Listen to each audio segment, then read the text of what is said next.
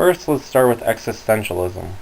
Existentialism was a new type of philosophical work that started in the late 19th and early 20th century.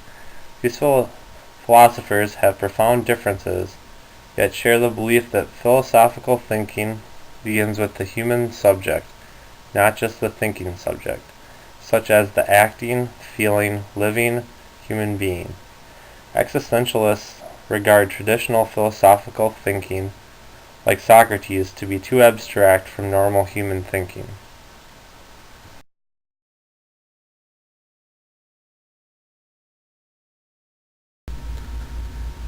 Immanuel Kant was a German philosopher who is considered to be the central figure of modern philosophy. One of his great works, which I am discussing today, deals with enlightenment.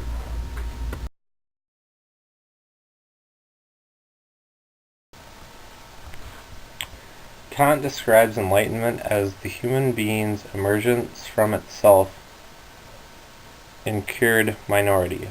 For Kant, this means to be able to think for themselves instead of being told what to think. Kant states that the move towards enlightenment may be a scary proposition for many people. Those who have been told how to think their whole lives may fear what results thinking for themselves may bring about. What makes the move to enlightenment harder is the pressure of the ones who are currently telling them what to do. Kant says the danger is not in fact so great. For a few falls, they would eventually learn to walk. But an example of this kind, negative kind, makes them, those making the steps towards enlightenment, timid, and usually frightens them from any further attempt.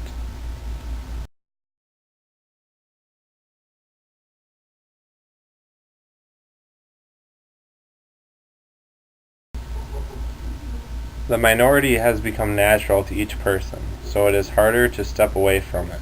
To Kant, it is our duty to break the chains that bind us, and seek to cultivate our minds. We must break out of the restraints of the minority and into an age of enlightenment. As the motto of enlightenment states, dare to be wise.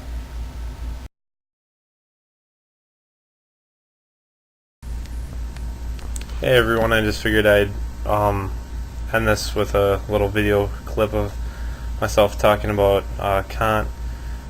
His ideas are very interesting and very modern compared to what we talked about with Socrates earlier. Existentialism is a completely different topic. A lot of what he deals with is the dogma of society, or set principles laid down by an authority that are incontrovertibly true, and that we can actually break the chains that bind us. And during his time there was a lot of revolution going on and change in the world, people looking to find their own truths of what they wanted their lives to be, instead of having the set social classes that were the norm. People are actually able to make their own way in life, and I think this is what enlightenment is all about. It's about, breaking the chains that bind, becoming our own people, and doing what we want to do. He talks about the problem with that is that we've been at that time so set in our ways with what we were doing that it's a scary thing for us to step out into our own world and do things for ourselves, especially when people have been telling us to do things a certain way. One really good example of this is the Lutheran Church.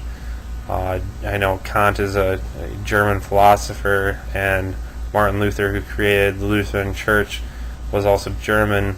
There was a lot of oppression from that, dealing with the difference between the Catholic Church and the Lutheran Church, and having to really step out of their own and be themselves, and get rid of this dogma of who they actually are and who they want to be, And when someone's been telling you something for so long that you take that as truth, you take that as fact, when you step out by yourself, it can be a scary proposition. But if you take the time and you enlighten yourself and you become part of a culture that could, or a subculture that could benefit or understands you better, it can create a better world and give us more than the culture classes that we had before. So just wrapping up, thanks for watching, and I hope you enjoyed.